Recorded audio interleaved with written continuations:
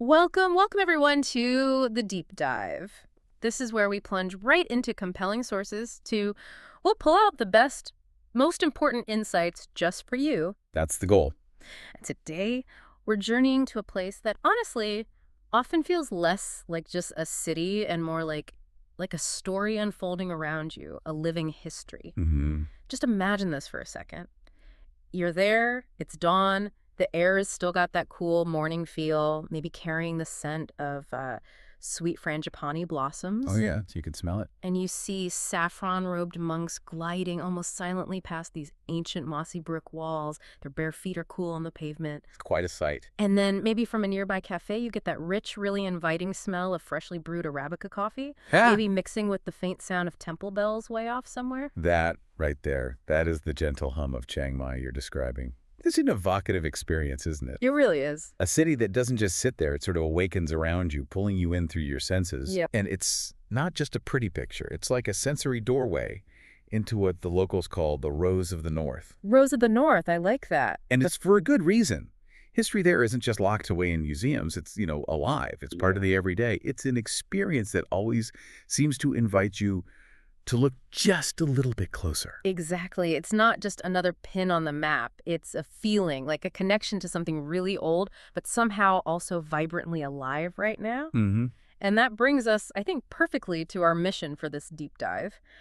We want to unpack what we're calling the beautiful tension that really defines Chiang Mai. That's a great way to put it. Beautiful tension. Because on one hand, you've got this deep, almost palpable spiritual core, an ancient heart that's been beating for, over 700 years? Yeah, easily. All nestled inside the old city's moat and walls, like it's being protected. Right, that very defined space. But then step outside that, and there's this dynamic, almost electric creative energy, this modern pulse, in districts like Nimman Haemin. Nimman, yeah. It's remarkable how those two sides don't really clash. They sort of complement each other. It creates this truly unique identity for the city. Okay, so today we're going to try and trace that whole story for you. From the very foundations of this powerful kingdom, the Lanna Kingdom. Right, vision of its early leaders. To standing maybe in awe before its sacred temples, really trying to understand what they mean. And the art within them. Yeah, and we'll even explore some unique historical flavors that tell their own story. Like, you got to mention khaosoi, right? Oh, definitely. Can't talk Chiang Mai without khaosoi. And also, look at how the city, handles being such a major modern travel hub. It's a balancing act. So our goal here is to give you a really comprehensive exploration of Chiang Mai, that's its local name, right? That's right. Chiang Mai. A kind of shortcut to really getting a feel for this amazing city. Absolutely. We want to help you understand the layers.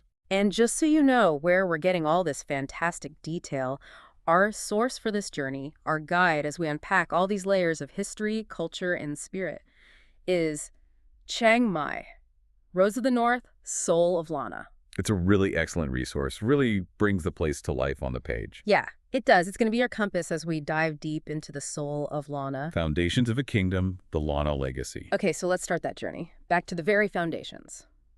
The Lanna Kingdom, the vision of a king. Right, and that name, Lanna Kingdom, it translates to the kingdom of a million rice fields. A million rice fields, wow. Yeah, that tells you something right away, doesn't it? Yeah. This wasn't just a poetic flourish. It pointed to a real agricultural powerhouse, the fertile land that fed it. And this powerful state, it was founded back in the 13th century. Correct, by King Mingray. And by all accounts, he seems to have been a real visionary leader. Someone who saw beyond just, individual tribal groups. Yeah. He managed to bring together various Thai peoples, and it's a broad term, covering many related groups across Southeast Asia, including those who would eventually become the modern Thai people. Right, I see. Uniting the ones in that northern region. And that unification, that must have been huge back then. Oh, monumental.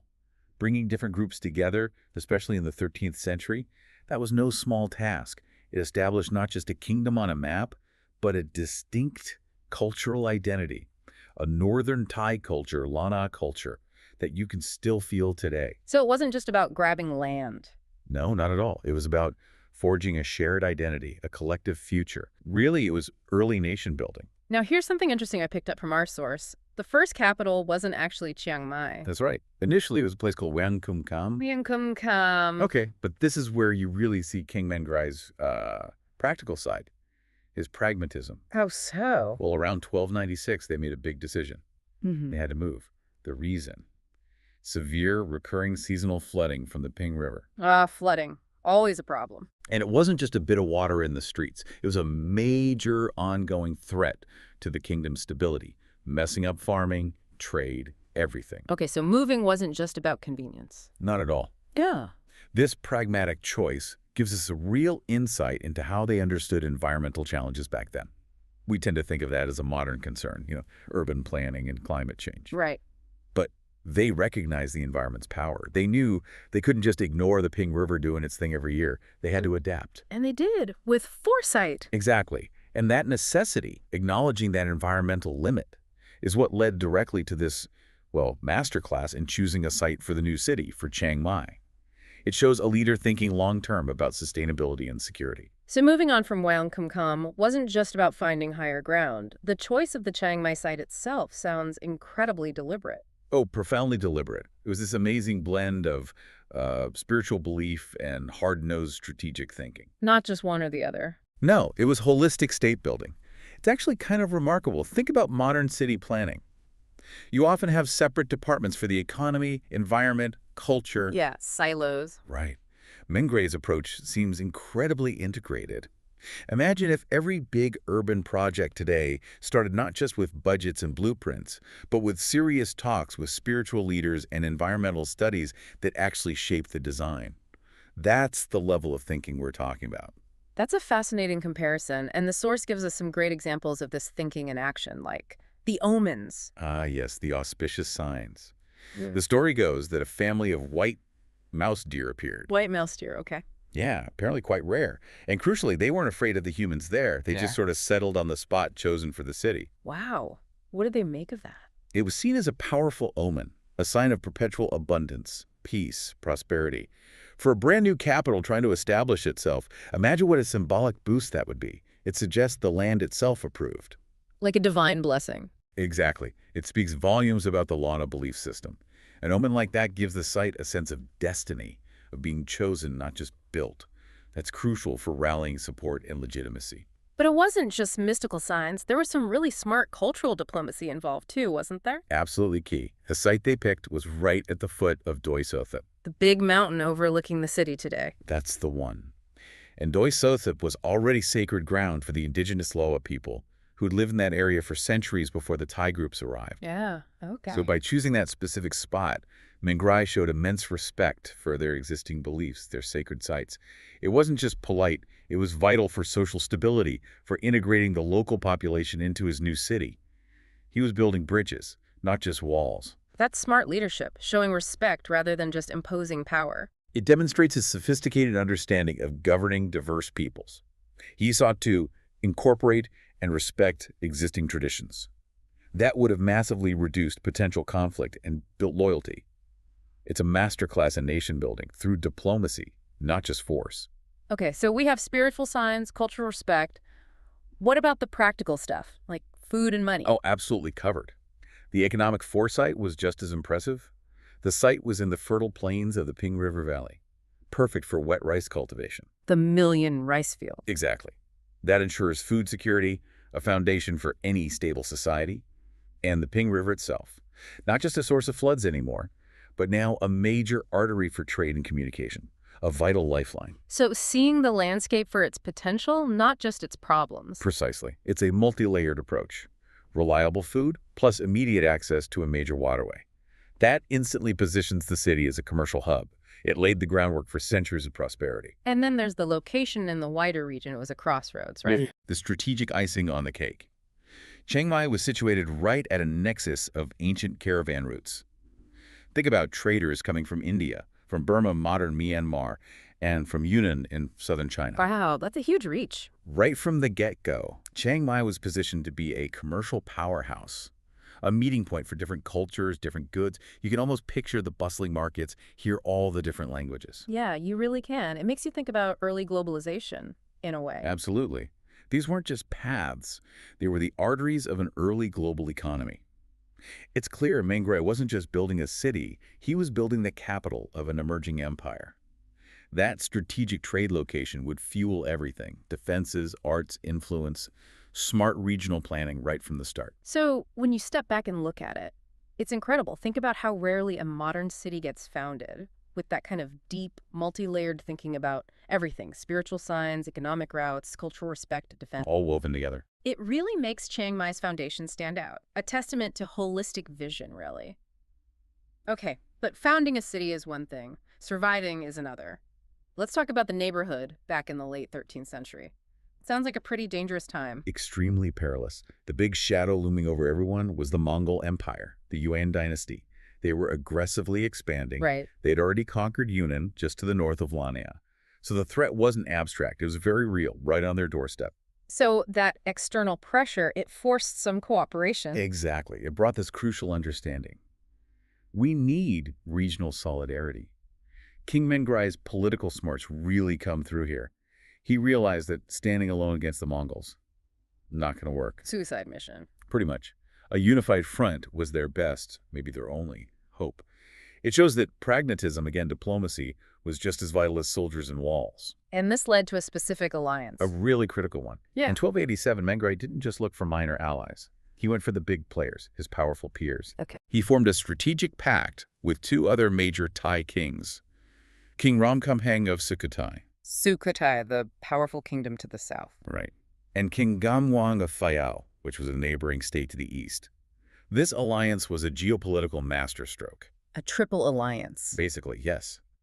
It secured the sovereignty of their young kingdoms against the Mongols. It created a buffer zone, a network of mutual support. It was absolutely necessary for survival. And this pact, it wasn't just some forgotten treaty. No way. It's a foundational moment in the region's history. And incredibly, its legacy is right there in Chiang Mai today. Have you seen the Monument of the Three Kings? Yes, in that big plaza in the old city. That's it. It immortalizes that very moment, that alliance. It's a constant physical reminder of the unity that secured their future, that allowed Lanna to actually grow and flourish. Wow, so the past isn't just past there, it's literally set in stone in the middle of the city. Exactly. A powerful lesson in diplomacy and collective security, still relevant today. Okay, so the alliance is formed, security is looking better. Now, about designing the city itself, Chiang Mai, which just means new city, right? It's a simple name, yeah. Yeah. New city. But the design these three kings collaborated on, anything that's simple, it was a marvel of both strategic and symbolic planning. More than just walls and streets. Oh, much more. The city's layout wasn't just functional, it was deeply symbolic. It showed the sophisticated grasp of urban design that blended military needs with their spiritual worldview. Creating something resilient and culturally meaningful. Exactly, a coherent urban environment. It really reflected their beliefs about order and the cosmos. And the physical shape was striking too? Amazingly precise, a near-perfect square. About 1 square mile, laid out precisely according to the cardinal points north, south, east, west. That precision, it wasn't just for looks. No, it often tied into Lanna cosmology. Aligning the city with, say, heavenly bodies or sacred directions was believed to imbue it with spiritual power, with order. And this cosmology, it was a mix, traditional Thai beliefs, blended with Hindi Buddhist ideas. Get this. The city plan was even conceived to symbolize a human figure. A human figure, the whole city. Yeah. Different areas corresponded to the head, the back, the limbs. It's fascinating. Wow. Imagine living in a city laid out like a body. And this symbolic zoning wasn't just mystical. It had practical effects. It helped determine land use, social hierarchy, creating this harmonious, well-ordered environment where everything and everyone had its place. Okay, and defense. That must have been paramount. Absolutely critical. The square city was enclosed by these really formidable high brick walls. The ones you still see remnants of today. Exactly. And outside the walls, a wide moat, about 20 meters wide, filled with water. A double barrier. Right. This wasn't just for decoration. It was primarily to stop invaders, especially the Burmese, who, as history showed, would become a constant threat. That wall and moat system made any siege incredibly difficult. So putting it all together, Chiang Mai's foundation was this incredible synthesis. It really was. Mengrai brought together military strategy, economic foresight, understanding the environment, cultural diplomacy, spiritual beliefs, all of it. The city wasn't just a place to live, it was a statement, a physical representation of Lanna culture and power. It's just mind-boggling, really, to think about living in a city where the entire plan, from defense to daily life, is so deeply infused with spiritual meaning and strategic purpose. That's some serious ingenuity. It sets a pretty high bar, doesn't it? It really does. Okay, so Chiang Mai is founded, it's flourishing. It even reaches a kind of golden age in the 15th century under King Tilokarab. Yes, it's absolute zenith, a real center of power, religion, and culture. But as often happens, success attracts attention, and not always friendly attention. Indeed. The very things that made it strong, its strategic location, its wealth, also made it a highly coveted prize. So its strengths were also vulnerabilities. Exactly. Which led to periods of really profound challenge. But this cycle, this pattern of falling and then rising again, of being occupied and then liberated, it became central to Chiang Mai's identity. It really highlights the incredible resilience of the Lanna people, their deep bond with their city. And the biggest challenge came from Burma. Yes. After trying countless times, the Burmese Taungoo dynasty, a major power in Southeast Asia at the time, finally conquered Chiang Mai in 1557. 1557. Okay. And that kicked off a really difficult period, 200 years of Burmese control. 2 centuries, that's a long A time. very long time. And according to our source, at one point, the city was almost completely abandoned, just empty. Wow, imagine that. A thriving capital reduced to a ghost town. It speaks to how devastating the occupation must have been, the loss of life, the disruption. It's a deep historical scar. Yeah. But it also makes the eventual comeback even more remarkable. Yeah. That spirit just refused to die out. So how did they finally break free? Liberation finally came in 1774. King Taksin from the Thonburi Kingdom down south, which was sort of the precursor to modern Siam or Thailand, Okay. he allied with local Lanna forces and managed to drive the Burmese out. Major turning point. Absolutely. And then began the vital work of rebuilding under Prince Kawila. Chiang Mai quickly became a crucial trading hub again, this time focusing on valuable goods like teak wood, silk, even opium. It bounced back fast economically. It did, and crucially, those symbolic city walls and the moat, they were meticulously restored around 1801. Rebuilding the defenses. Well, yes, partly defense, but it was more than that. It was a powerful, visible symbol of renewed Lanna identity. A statement, we're back, this is who we are, rebuilding their heritage brick by brick. That makes sense. And then eventually Lanna became part of Siam. Right. The Lanna Kingdom was formally integrated into Siam in 1892, and then Chiang Mai officially became a province of Siam, which later became Thailand, of course, in 1932. So politically part of a larger nation, but that distinct Lanna spirit, that identity, it didn't just disappear. Not at all. It continued to thrive, to evolve. And maybe the best symbol of that enduring spirit is the city's physical form itself, especially those very same moat and walls we keep talking about. They're still the defining feature. They absolutely are. But here's the amazing transformation. That historical military barrier, built to keep people out, has become something totally different today. How so? It's now a venue for community celebration. The most famous example is during Songkran, the Thai New Year water festival. The moat becomes this center of joyful chaos, people splashing water, celebrating together. That's incredible. From a defensive barrier to a giant water fight arena. Exactly. It shows how the city's past literally contains and shapes its vibrant present. It's fascinating, isn't it? How a structure built for war transforms into the heart of celebration. What does that say about a city's ability to adapt, to redefine its own history, and find new meaning in its ancient foundations? It's a powerful symbol of resilience, definitely. The spiritual core.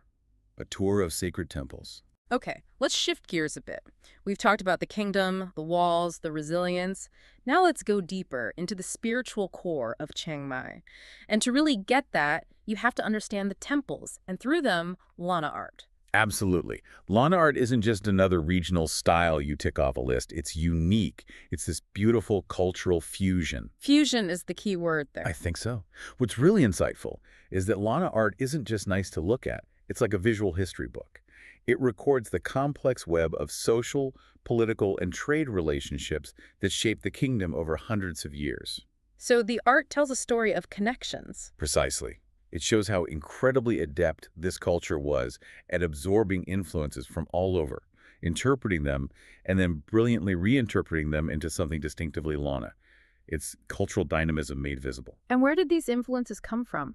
Well, the foundation is clearly Theravada Buddhism. That's the main branch of Buddhism in Southeast Asia, focusing on the Buddha's earliest teachings. But then, woven into that, you see elements from Indian Pala art, known for its elegant sort of naturalistic Buddhist figures. You see the Bagan style from Burma, Think ornate temples, those multi-tiered roofs. Well, you see those everywhere. And even the Sinhalese style from Sri Lanka, which often emphasizes more serene, rounded forms in Buddha images. All these different threads come together in the Lanna tapestry. It's amazing they could blend all that and still create something that feels unique. Isn't it? It's like a master painter using pigments from India, Burma, Sri Lanka. But the final masterpiece is undeniably their own style. That's what Lanna artists did. And it tells you something about the openness, the adaptability of the Lanna people themselves. You see it in every temple. Okay, let's talk specifics. One temple that seems absolutely central, physically and historically, is Wat Chedi Luang, the Temple of the Great Stupa. Right in the heart of the old city. And its story? Well, it's dramatic. It almost serves as a physical metaphor for the fate of the Lanna Kingdom itself. A metaphor in stone. You could say that. The temple's incredible rise to prominence, and then its sudden catastrophic decline, it mirrors the kingdom's own trajectory almost perfectly. It's a powerful reminder of how fragile even great power can be and how natural disasters can just change everything in an instant. The temple literally embodies the kingdom's story. How did it start? What was the ambition? It began with real grandeur, founded late 14th century by King San Wang Ma. The initial purpose was to entomb his father's ashes. So right away, it's a statement of royal power. They're also deep filial piety. Okay. But then, under King Tilakarat in the mid-15th century, that golden age we mentioned, it reached its absolute peak. The central Chedi, the big stupa, was expanded to a truly staggering height, 82 meters. Whoa, that's tall for that era. Immense. It became the tallest, most impressive structure in the entire kingdom, a real marvel of engineering and a symbol of Lanna's peak power and devotion. And didn't it hold something incredibly important too? For 84 years, yes. Yeah. From 1468 to 1551, Wat Chedi Luang housed the Emerald Buddha. The Emerald Buddha, Thailand's most sacred relic. The very one. Having it there just underscores the temple's immense spiritual and political importance at the time. Imagine the prestige, the symbolic power that brought to Chiang Mai. It made the city a focal point for the whole region. But this golden age didn't last? No. Catastrophe struck. In 1545, a massive earthquake hit the city. An earthquake? Okay. And it caused the top 30 meters of that magnificent Chedi to just collapse. Oh, devastating. And then, just over a decade later, in 1557, the weakened Lanna Kingdom itself fell to the Burmese. The timing is almost eerily perfect. The temple's fate, grand ambition, immense prestige, sudden collapse mirrors the kingdom's story exactly. It's like a historical echo. So what's left today? Well, the truncated Chedi, even without its top, is still an incredibly awe-inspiring sight, a majestic ruin that tells its story just by being there. And when they restored it? Ah, this is interesting. It was restored in the 1990s, a joint project with UNESCO and the Japanese government. But they deliberately left the top incomplete, because no one knows for sure what the original design looked like up there.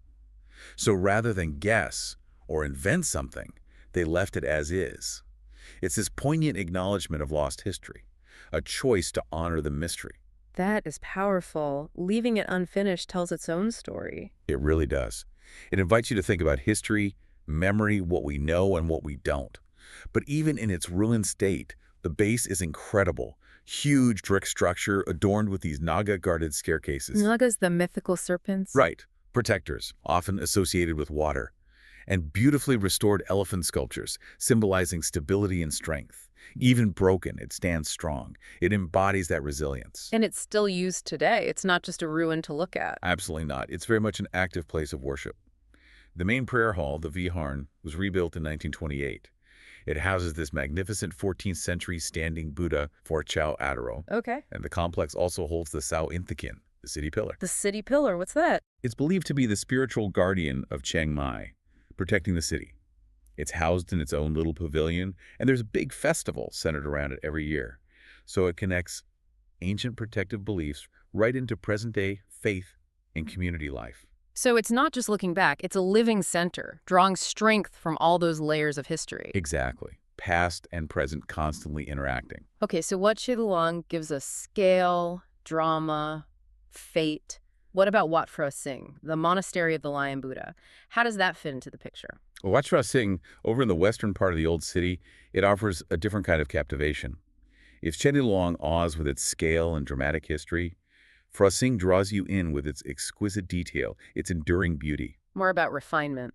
Yes, exactly. It really represents cultural resilience and the absolute pinnacle of Lanna artistic achievement. It showcases the incredible craftsmanship, the deep spiritual devotion, and its meticulous restoration over the years symbolizes that unbroken thread of Lanna faith and artistry. It speaks to continuity. When was it founded?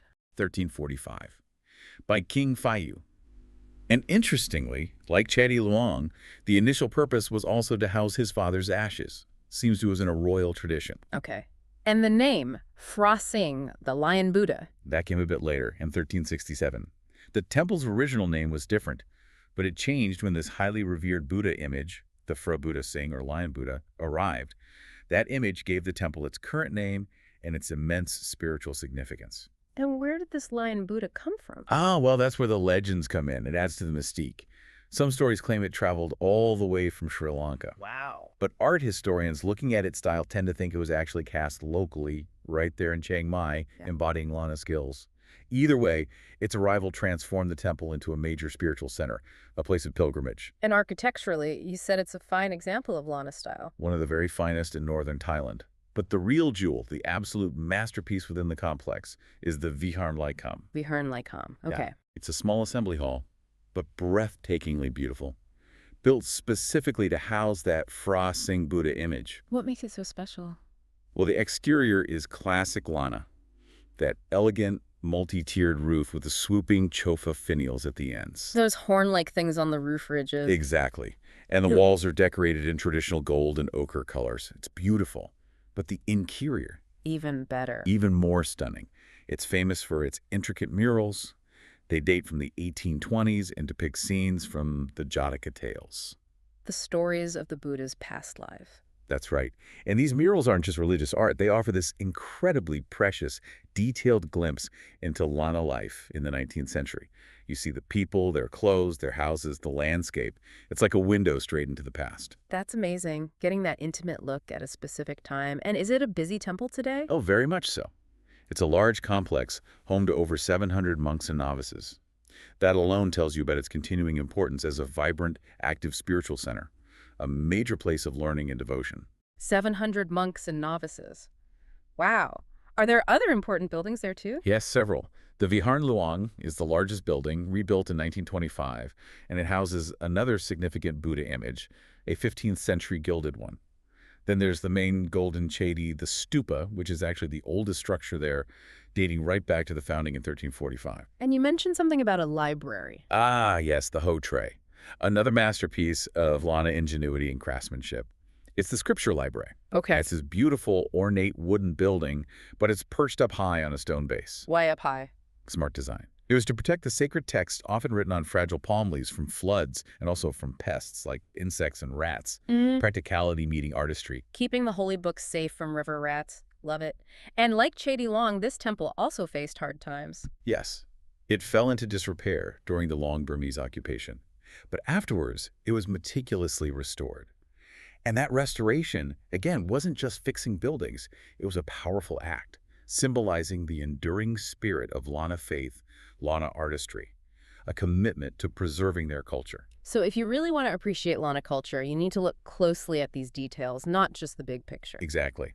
Wat Phra Singh offers that intimate, exquisitely crafted look right into the heart of Lanna.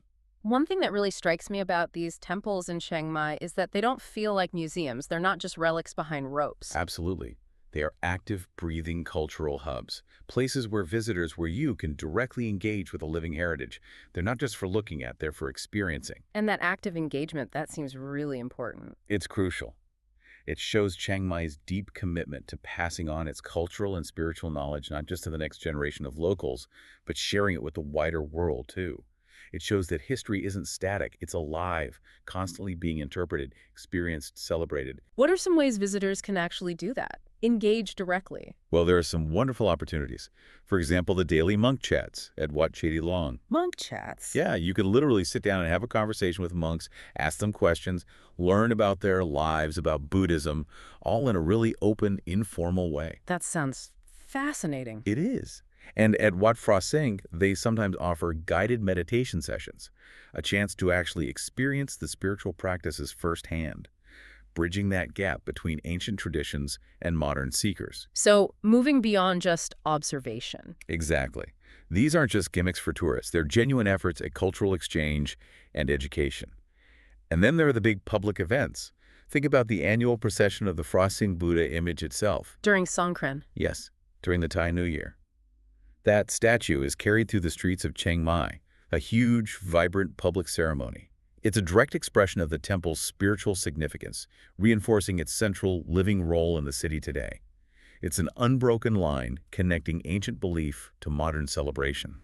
Quite a spectacle. So the city isn't just preserving its history, it's actively inviting you, the visitor, to be part of it, to learn, to experience its living traditions. That's exactly it. It's like an open invitation.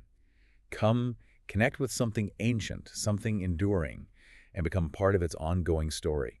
The modern pulse flavors and dynamics. Okay, we've traced the rise of kingdoms, we've walked through serene temples, but Chiang Mai also speaks powerfully through its food, doesn't it? Oh, absolutely. Food is such a huge part of the culture. And for many people, there's one dish that just seems to capture the city's essence, maybe even embodying that beautiful tension we talked about, khaosoi. Ah, khaosoi, yes. The iconic Chiang Mai noodle soup. What makes it so special? What does it tell us about the city's history? Well, khaosoi, this rich, creamy coconut curry noodle soup, it's like edible history. It's a perfect example of that cultural fusion we discussed earlier, a delicious testament to Chiang Mai's past as a major crossroads. So its origins are mixed. Definitely. It's often linked back to those very same Chinese Muslim traders, the Yunanis, or Chinha, who traveled the ancient caravan routes centuries ago. The same routes that brought wealth and positioned the city strategically. Exactly. They brought their own noodle traditions, which then blended with local Thai spices, coconut milk, which is more common in Southeast Asia, and possibly some influences from Burmese curries too. It's literally a bowl full of history. India, Burma, Yunnan, Thailand, all coming together in this incredibly aromatic, unforgettable dish. Wow. So the trade routes didn't just bring silk and teak, they brought recipes too. They brought people, ideas, ingredients, techniques, it all mingled. Can I try and paint a picture of what a perfect bowl is like? Please do. Make us hungry. Okay, imagine this deep golden orange broth. It's rich with coconut milk, spiced with red curry paste, turmeric, coriander, cumin, these warm, fragrant spices. Into that goes tender, slow-cooked chicken, usually a drumstick or sometimes beef, and then the key thing. 2 kinds of egg noodles? 2 kinds. Yes. Soft boiled egg noodles soaking up the curry at the bottom, and then piled on top a nest of crispy, deep-fried egg noodles. That textural contrast is amazing. Soft and crispy, okay. And it's always served with accompaniments on the side. Sharp pickled mustard greens, thinly sliced shallots, a wedge of lime to squeeze over, maybe some roasted chili paste for heat. You add what you like to balance it out. Cutting through the richness with the lime and pickles. Exactly. Every spoonful is this journey through layers of flavor, creamy, spicy, savory, tangy, crunchy, soft. It tells that story of migration, adaptation, culinary genius. It sounds incredibly complex, but also deeply comforting. Kind of like Chiang Mai itself, maybe. That's a perfect way to put it. Comforting and complex. It's a great reminder that culture isn't just in the grand monuments, it's in the everyday things, the flavors we share. What a delicious way to connect with the city's past. Okay, so we've tasted the history. Now let's talk about that other side of the tension, Chiang Mai's role today as this vibrant, modern travel hub. How does a city so steeped in 700 years of tradition manage the constant flow of new people, new ideas, visitors? Yeah, this is where that beautiful tension really plays out in daily life right now. It's quite striking. You can literally be standing inside the old city, within the moat, watching monks in their saffron robes collecting alms in the morning. That ancient ritual. Right. And then you hop in a songtha or walk just a few minutes outside the walls and suddenly you're in Nimman Haemin. Nimman, yeah. Totally different vibe. Completely. It's bustling, it's trendy, it's packed with coffee shops, independent boutiques, co-working spaces. Yeah. It's a major hub for digital nomads. Digital nomads, people working online from anywhere. Exactly. And that contrasts the ancient city walls, the serene temples, and then this cutting-edge, globally connected district right next door. It's stark, but somehow it works. It reflects a city that deeply honors its past, while also really eagerly embracing the future. That coexistence is fascinating. Digital nomads working on laptops near centuries-old temples. What does that tell us about Chiang Mai's appeal? Yeah. And maybe the challenges, too. Well, the appeal is clear. Chiang Mai offers this unique quality of life that attracts both traditionalists and modern seekers. For the digital nomad, it's got a relatively low cost of living compared to many places, excellent internet infrastructure, surprisingly, great food, and this incredibly rich cultural environment. The best of both worlds, maybe? For many, yes. But for the monks, the long-term residents, the challenge is maintaining that spiritual core, that cultural identity amidst all this rapid change and influx. It requires a really delicate balance. How do you mean? How do you preserve the very charm, the heritage, the tranquility that draws people in the first place, while also accommodating modern needs, infrastructure, economic growth, managing tourism impacts, absorbing global influences without losing your soul? That's the tightrope they walk. That is a crucial question for so many places today. Do you feel Chiang Mai is finding a way? Is it managing to integrate this modern pulse successfully? I think it's trying and in many ways succeeding remarkably well. You see it, for instance, in the thriving arts and crafts scene. Hi. You have artists and designers who are taking traditional Lanna motifs, traditional techniques like silversmithing or weaving and reinterpreting them in really contemporary, innovative ways. It creates these new expressions of Lanna creativity that feel both rooted and fresh. Old skills, new designs. Exactly. And the city hosts numerous festivals throughout the year, not just the ancient religious ones, but modern arts festivals, music festivals, food festivals, where locals and international visitors mix and participate together. It feels like a constant dialogue between the old and the new. So it's not just parallel worlds, they're interacting. They are. You might find a traditional Lanna crafts shop right next door to a gallery showing avant-garde modern art, and somehow both feel like they belong. Both are part of the Chiang Mai story now. So for you, the listener, whether you find yourself sipping amazing coffee in Nimman, or lost in thought at Wat Chitty Long, or just savoring that bowl of khaosoi, Chiang Mai constantly invites you to engage with this unique dialogue. It really does. It's a place where tradition and innovation aren't just coexisting side by side, they seem to be actively enriching each other, creating a city that's always evolving, always changing, yet somehow stays true to its deep, profound heritage. Outro. And just like that, our journey through the incredible layered story of Chiang Mai comes towards its end for today. It flew by. It really did.